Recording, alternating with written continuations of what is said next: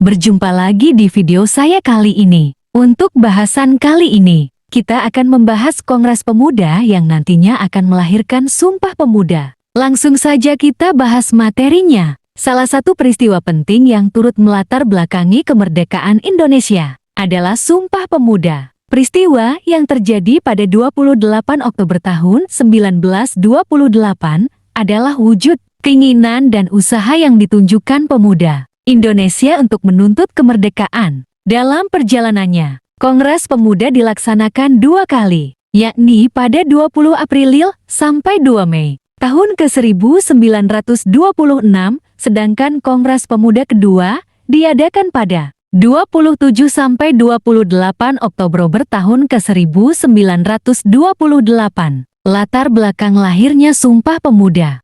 Pada saat Budi Utomo lahir tahun 1908, merupakan organisasi pergerakan yang bersifat nasional, menjadi stimulus dengan banyaknya organisasi-organisasi pemuda yang lain, walaupun bersifat kedaerahan, seperti Trikoro Darmo atau Yang Java, Yang Rokun, Yang Sumatera Bon, Yang Ambon, dan lain-lain. Selain itu, semangat untuk merdeka yang dikobarkan oleh bangsa kita khususnya para pemuda. Pada saat persiapan lahirnya Kongres Pemuda, kita tidak bisa begitu saja melupakan sosok penting di balik munculnya Kongres Pemuda. Sosok itu bernama M. Tabrani Surjawidjitro.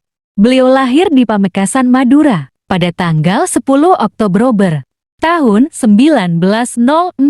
Beliau mengusulkan supaya para pemuda bersatu. Bahkan beliau mengusulkan ide lain yang juga menunjukkan peran M. Tabrani dalam Sumpah Pemuda. Beliau mempunyai gagasan persatuan yang disebut dengan istilah Groot Indonesia, yang bisa dimaknai Indonesia Raya.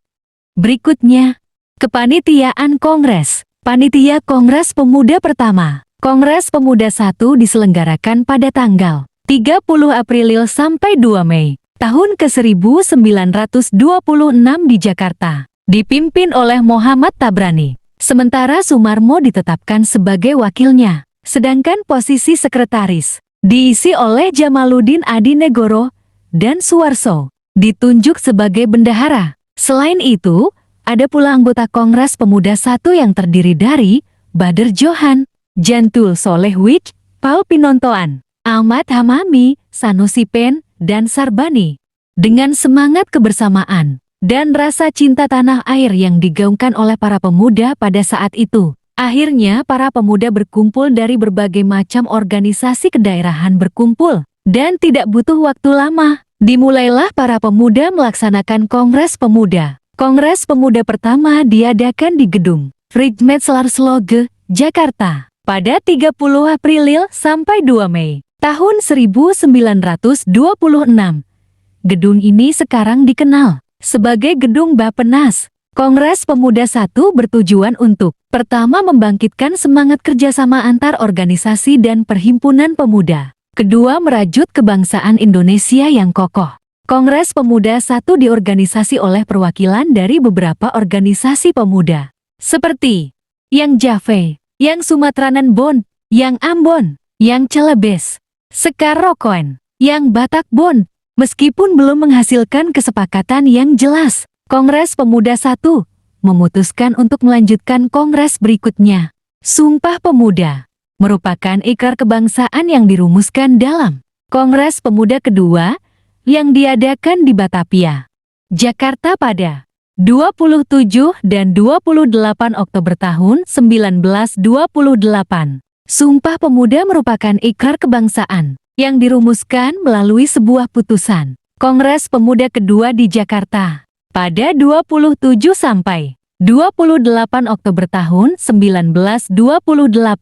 Kongres Pemuda kedua pada tahun ke-1928 dalam Kongres Pemuda II ini menghasilkan Sumpah Pemuda yang merupakan ikrar kebangsaan yang dirumuskan melalui sebuah putusan Kongres Pemuda kedua di Jakarta pada 27 dan 28 Oktober tahun 1928. Ikrar ini adalah pernyataan kebangsaan pemuda-pemuda Indonesia dari berbagai latar belakang daerah, suku, dan agama, menyatukan keyakinan mereka bahwa tumpah darah, bangsa, dan bahasa persatuan, ialah Indonesia. Keyakinan itu lalu disebarluaskan untuk dijadikan asas bagi semua perkumpulan kebangsaan Indonesia. Setelah peristiwa Kongres Pemuda kedua, sebelum melaksanakan Kongres Pemuda II, para pemuda mengadakan pertemuan untuk menyepakati pembentukan kepanitiaan Kongres dengan susunan sebagai berikut.